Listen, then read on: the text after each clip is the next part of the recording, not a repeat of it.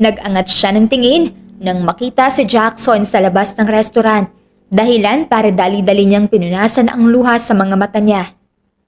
Sorry, nasira ko pa atang almusal natin. Tumawa ng mahina si Charmaine.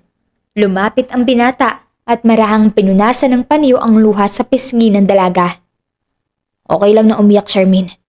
Hindi ka hinaan yun. Napasinghap ang dalaga at napatingin sa binata.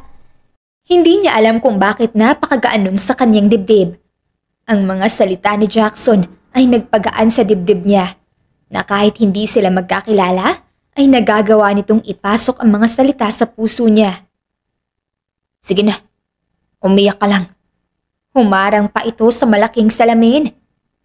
Hindi ko hayaan na makita ka nilang umiiyak.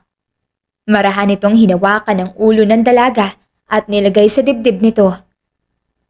Thank you. Bumuhos ang luha sa mga mata ni Charmaine. Hindi niya alam kung ilang minuto siyang umiyak sa dibdib ni Jackson.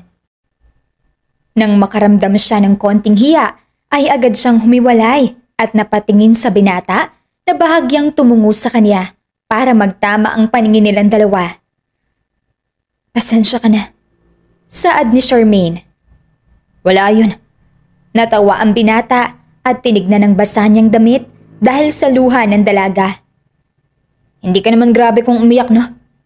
Nanlaki ang mga mata ng dalaga at napatingin sa damit ng binata. Hala, sorry. Sorry talaga. Ikaw kasi, kasalanan mo pa rin yan. Nagtawanan silang dalawa.